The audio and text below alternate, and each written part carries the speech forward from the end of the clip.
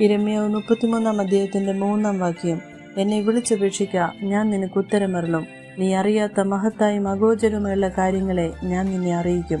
കാലങ്ങളെയും സമയങ്ങളെയും മാറ്റുന്നവൻ, അവൻ അഗാധവും ഗൂഢവുമായത് വെളിപ്പെടുത്തുന്നു. അവൻ ഇരുട്ടിലുള്ളത് അറിയുന്നു, വെളിച്ചം അവനോട് കൂടെ വസിക്കുന്നു.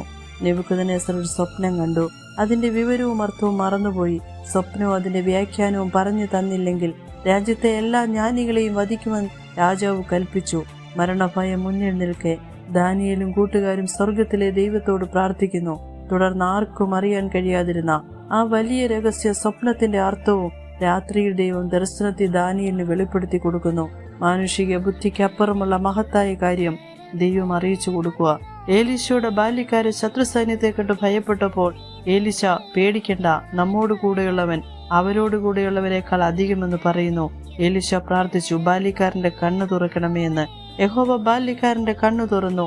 ഏലീശയുടെ ചുറ്റും അഗ്നിമയമായ കുതിരകളും രഥങ്ങളും കൊണ്ട് മല നിറഞ്ഞിരിക്കുന്നത് കാണുവാനിടയായി. ഏതെങ്കിലും വിഷയത്തിൽ ഉത്തരം ലഭിക്കാതെ, ഒരു തീരുമാനം എടുക്കുവാൻ കഴിയാതെ ആകുലപ്പെട്ടിരിക്കുന്നുവോ, കർത്താവിനോട് വിളിച്ചപേക്ഷിക്കാം. അവൻ ഉത്തരമരുളും. ഭാവിയെക്കുറിച്ച് അവൻ അറിയിക്കും.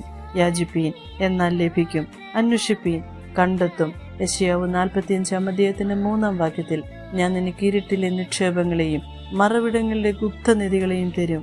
പ്രത്യാശയോടെ ആയിരിക്കാം. ഏവരെയും ദൈവ സമാധാനത്താൽ നിറയ്ക്കട്ടെ. ആമേൻ.